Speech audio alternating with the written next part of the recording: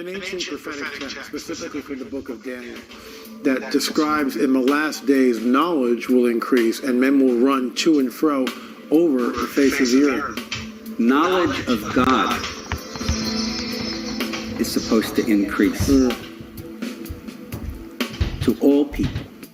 The fact that it's been concealed until this moment in history is indisputable, because up until the advent of the computer, the most you could do would be to count letters and with your finger in your hand and, wet your finger and turn the page. With the advent of the computer, it suddenly made that which was not seeable, seeable. In the Torah codes, we are dealing with some reality inside the book of Torah. We cannot pretend that we have a real full grasp of it. But using the means at our disposal, we see that it is real. It manifests time and again in various ways. Certainly there are numbers of people who dismiss the Torah codes by saying that you can find, a code in any large body of letters. Take War and Peace and run some tables and you'll get some codes revealed. And that may be true. What I've never heard happening in War and Peace is a physical manifestation that then reinforces the code. And you have, in the case of the Mumbai massacres, the Torah code which appears in a specific verse saying Mumbai, terrorists, massacre, the key words. That verse is exactly where the bullets of the terrorists went through the Torah in Chabad house in Mumbai. I don't think they found a copy of War and Peace with a bullet hole there that had the same code revealed in that chapter. And I've had the same experience of a Torah code that had my name, my rank in the Israeli army, my date of birth, my father's name, and it appeared in a verse in the Torah that was exactly the verse that a group of rabbis chose to be inscribed in a brass plaque under a picture of me. There's something very unusual in the Torah text, something that's unexpected to have happened by chance, and it's there by design. When we read the Bible in English, particularly the Old Testament and the Torah, the first 5 books, we are reading a condensed English version from the Hebrew.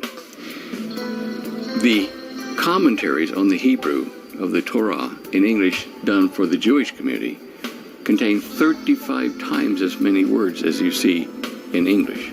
A recent table on the Twin Tower attack with September 11th, massacre, twins, towers, and the most interesting feature is that all the codes came up over the plain text in the book of Exodus and fell from the people this day about 3,000 men. Interestingly, the Torah knew how many would die before the U.S. could tally the dead.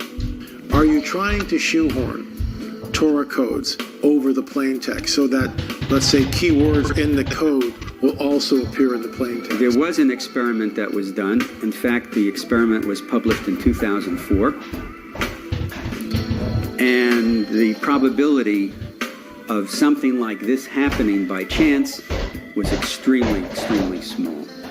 Recent tables include Japan, earthquake, including the words atomic meltdown. This table had a probability factor of only 2.5 in 1 million. Gaddafi. In the table it relates, his presidency is fragile, will be killed. The correct Hebrew calendar year of 5772. It also states a scoundrel. Let it be said that there are mysteries there that are just beyond human doing. We can understand once they're showed to us, but to have done it, Hold 4,000 years ago, no. This is magnificent stuff. A very recent table, which we asked Professor Haralick to do on the Nephilim, states, Nephilim, sons of God, end of days. What does this mean? Are modern Nephilim walking the earth in the end of days? What was the ephod? What was the ephod that was used thousands of years ago? Tell us about that. Yeah, the ephod was really, it looked like an apron for the high priest. An apron? Right? Yeah, it was like an apron, right? And this was connected to a breastplate. Now this breastplate was folded, and inside this, like a pocket inside, was a parchment with God's name. Because on this breastplate, which was joined to the ephod, there were 12 stones, and the names of the 12 tribes were engraved on it. And then, when a question was asked by the high priest, then the letters of the tribes, I mean those letters which have the answer, came out. So the high priest could find out through the letters which were shining, lightning, the answer to the question. We know that the ephod was lost to us thousands of years ago. Is it possible that maybe someday we'll find the ephod? Maybe, like other parts of the temples, we don't know something in the Vatican, we don't know, but we have to get them back. They are hidden somewhere, no doubt. Do you think that the Torah codes may be a type of a modern day ephod? What can you tell us? Now this was amazing really thing that we found when we put the Hebrew word code Torah, which is the Israeli Torah code. Then we put the word ephod, it came there 3 times. It came exactly on the same line with the word code Torah, clearly showing connection between the Torah code and the ephod. And then what we have also there, dates, interesting, when it started coming to the world, the idea of the codes. They knew about it. It was really 1976. Then, interestingly, it came also this year, and pinlight came there. Unbelievable. Pinlight came there, minimal in the Old Torah. Unbelievable.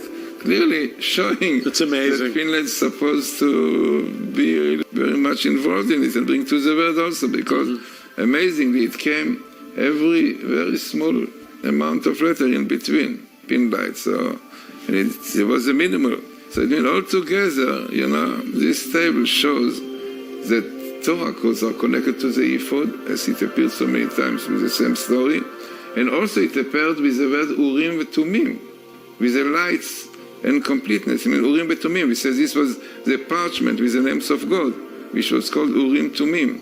So this also came in the tables there, which is exactly the idea of the Torah code, of the ephod and the Torah code, which showing through letters, right, the answer, the meaning of things, you see. The book of Esther is not part of the Torah, but you discovered something fascinating, extremely interesting in the book of Esther. Explain that to us.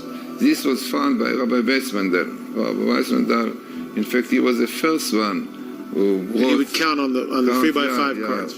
Now, what he did is amazing. This is really what you cannot understand without computer. A man could do it. He counted the number of letters of the scroll of Esther. The number of letters are 12,111. 1, 2, 1, 1, 1. This is he counted it without computer. He counted. Then he decided to look in the Torah for the Hebrew words, Megillat. Megillah is a scroll in Hebrew, and it came out in the Torah every 12,111 letters. It means you had the word Esther, letter after letter, and then you have the word Megillat, scroll, appearing every 12,111 letters in between. Amazing. So it means the number of letters of the scroll of Esther is a skip of its appearance in the Torah.